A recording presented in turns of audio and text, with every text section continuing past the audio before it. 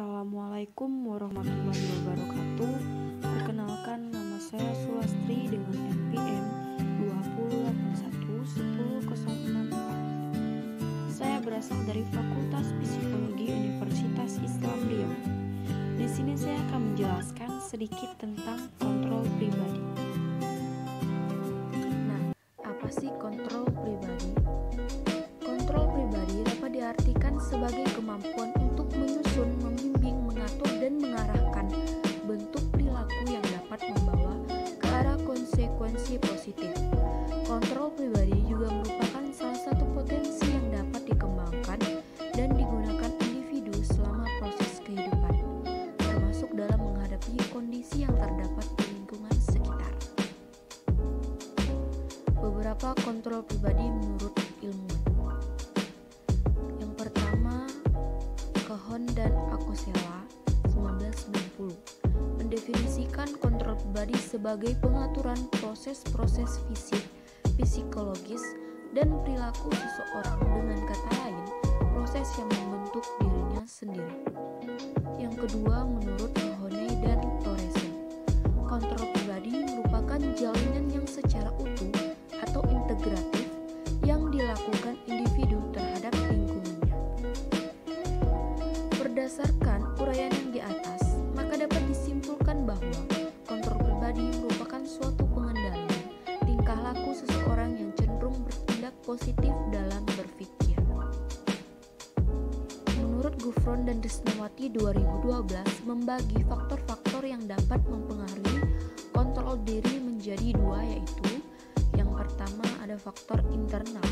Faktor internal pada kontrol diri adalah usia, cara orang tua menegakkan disiplin, cara orang tua merespon kegagalan anak, gaya komunikasi, dan cara orang tua mengekspresikan kemarahan, penuh emosi atau mampu menahan diri, merupakan awal anak belajar tentang kontrol diri. Yang kedua ada faktor eksternal.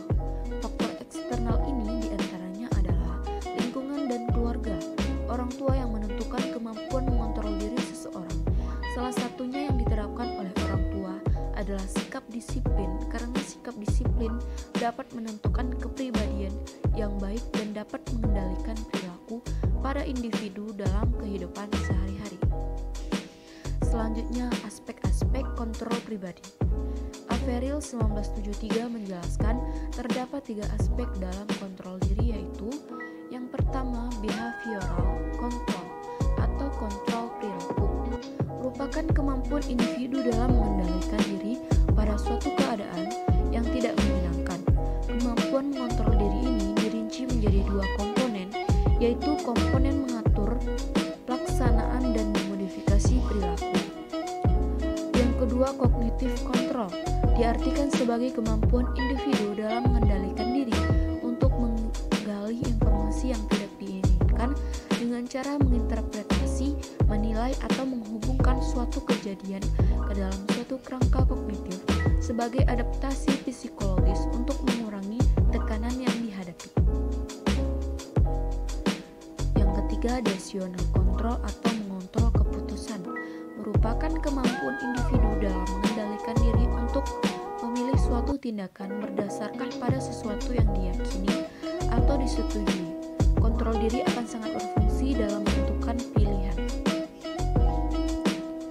Kesimpulan yang dapat kita ambil dari materi sebelumnya adalah kontrol diri sangat penting dimiliki oleh individu. Individu sebagai makhluk sosial yang hidupnya saling berketergantungan satu dengan yang lainnya. Selain itu, setiap individu memiliki berbagai tuntutan pemenuhan kehidupannya, baik dari kebutuhan yang paling dasar hingga yang paling puncak. Sekian penjelasan materi dari saya, semoga bermanfaat. Saya ucapkan terima kasih. Wassalamualaikum warahmatullahi wabarakatuh.